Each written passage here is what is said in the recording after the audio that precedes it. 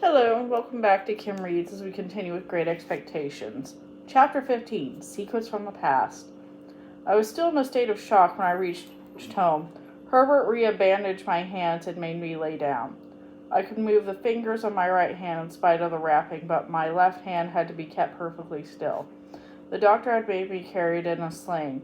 In spite of the pain, I still had many errands to do. But I felt feverish, so Herbert assisted me on attending to some of the errands for me. He notified his father and Miss Havisham's other relatives of what had happened.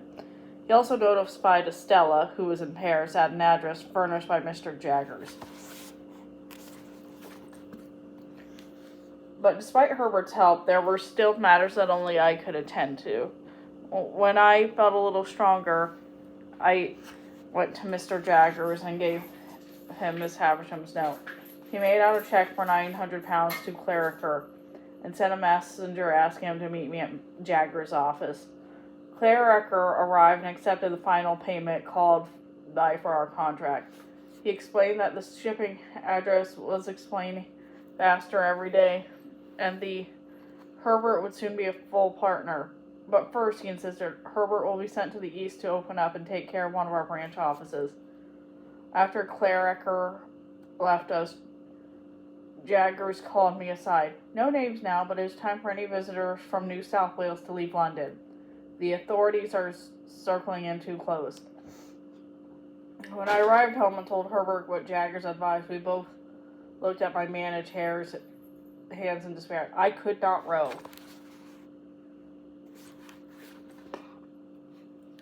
Finally, Herbert came up with a solution. We shall enlist the aid of Startop. Startop had been the third student tutored by Herbert's father along with myself and the hateful Drummel. Startop was honest and dependable and agreed to help us. Watchful of being followed, we went to Clara Barley's house by the river to alert Magwitch. He was shocked to see me bandaged and was more concerned with any pain I might have suffered than with the escape plan. My dear boy, I don't deserve your goodness, said Magwitch. You are dearer to me than a son, which I never had. Dearer than the daughter I did once have. You never spoke of a child, I said. Where is she now? It's a terrible story, he began with a deep sigh, but you two deserve to know everything about me. I just light my pipe before I began. He filled it with evil-smelling tobacco he favored, though I had offered to get him some of the best London had imported. Then he began, I don't know who my parents were. I only know that I was in and out of jail all my life. But I was married at one time, a young gypsy woman, or part gypsy she was. We had a little girl. My wife was hot-tempered. One day she choked to death another woman she thought I had fancied.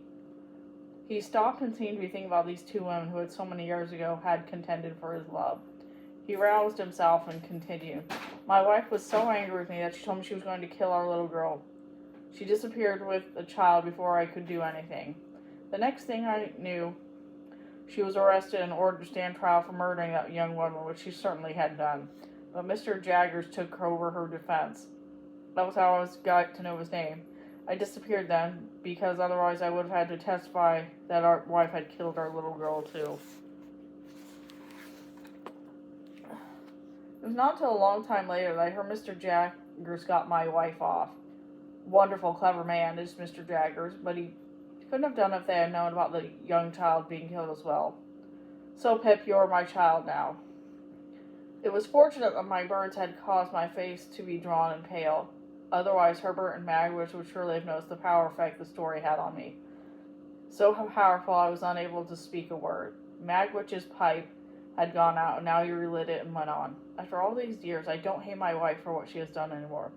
There's only one person I hate, and that's the one I was fighting on the marshes back in the time when I first seen my boy here. Magwitch reached over and patted my knee. I managed to nod and smile at him, though my head still whirled at the story. That wicked man used to be me, continued Magwitch. He appeared to be something of a gentleman. He would plan a crime, and I would carry it out. That way, he was safe and dry while I was the one in danger. It also took most of the money we made, since he said it was the brains that figured out how to get it, and that my strong back and daring could be replaced easily.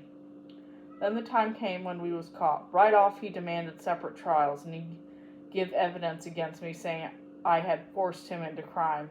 With court seeing this nice-spoken, well-dressed gentleman a-talking against me, who looked, well, you see me before you, who are they going to believe? So I went to prison, he went free, and I swore to get my revenge. When I got out, my wife told me where he was. He was down in Kent, tricking some rich woman out of her money. I chased him then, and many times after, and when I found him on the marshes, Pip, I could have gone free, but I wouldn't have Compeyson go free too. I wanted him in jail. Herbert started when Magwitch mentioned Compeyson's name, but he said nothing.